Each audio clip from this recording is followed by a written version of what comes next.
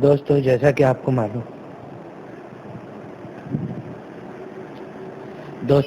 आपको मालूम हम अपने चैनल पे बायोलॉजी से रिलेटेड हर बायोलॉजी से रिलेटेड हम शॉर्ट ट्रिक्स, शॉर्ट नोट्स या एमसीक्यूज लाते रहते हैं जो आपको नीट एग्जाम के लिए यूजफुल है। साथ ही साथ various level of school exam जो आप देते हैं, 10th हो चाहे 12th हो, चाहे 9th हो चाहे 11th हो, चाहे 6th या 7th, उन सब के लिए इंपॉर्टेंट एमसीक्यू आपके सामने ला रहे हैं।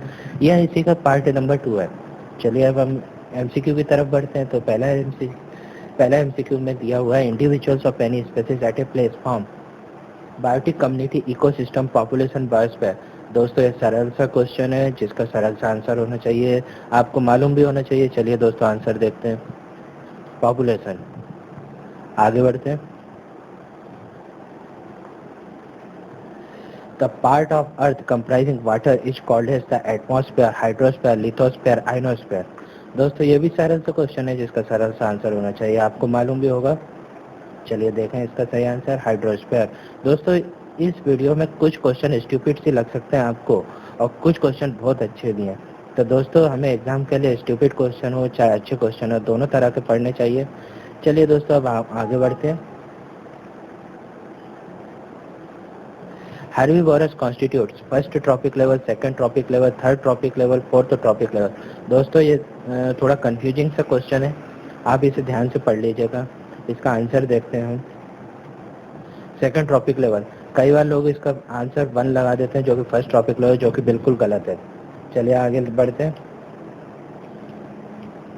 Man is an example of producer, autotroph, heterotroph, decomposer. दोस्तों ये भी कंफ्यूजिंग क्वेश्चन है, लोग अक्सर इसका आंसर प्रोड्यूसर लगा देते हैं जो कि गलत है। इसका सही आंसर है हेट्रोट्रॉप। चलिए आगे बढ़े। The organisms that decompose the dead bodies are producers, consumers, predators, decomposer। दोस्तों इसका सही आंसर आप लोग समझ गए होंगे। चलिए अब वक्त ना खराब करते हुए हम आगे बढ़ते हैं। इसका सही आंसर है डिकम्पोजर। चलिए अगला क्वेश्चन देखें। Energy from environment enters through plants, herbivores, carnivorous, decomposer. दोस्तों इसका सही आंसर है प्लांट्स। चलिए आगे बढ़े। What percentage of sun's total energy reaching on earth is used by plant? 10%, 5%, 1%, 20%। दोस्तों बहुत से स्टूडेंट इसका आंसर 10% लगाते हैं। चलिए अब हम इसका सही आंसर देखते हैं। 1% of sun total energy reaching on earth is used by plants. चलिए आगे बढ़े। स्केप ऑफ वाटर वेपर, इसमें वेपोरोसा लिखा है, आप वेपर पढ़ें इसका। Escape of water vapour from leaves is called evaporation, transpiration, respiration, photosynthesis. दोस्तों ये बहुत अच्छा क्वेश्चन है जिसका आपको आंसर पता होना चाहिए, या नहीं भी पता है तो हम बता देते हैं। इसका सही आंसर है transpiration is called the escape of water vapour from leaves.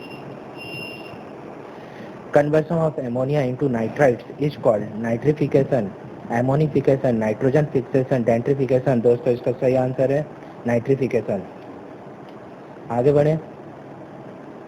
डेंट्रिफिकेशन is done by blue green algae, pseudomonas, rhizobium, nitrobacter. दोस्तों ये भी अच्छा एक क्वेश्चन है जिसे आपको मालूम होना चाहिए। इसका सही आंसर है सीडोमोनास।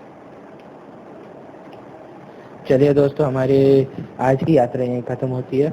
आगे के लिए एमसीक्यू हम पार्ट 3 लाएंगे। तो इसके लिए आपको करना क्या होगा, हमारे चैनल सब्सक्राइब कर लीजिए, तो टाइम टू टाइम नोटिफिकेशन भी मिलता रहेगा आपको। इसके लिए नोटिफिकेशन बेल को भी ऑन कर लीजिए। धन्यवाद दोस्तों।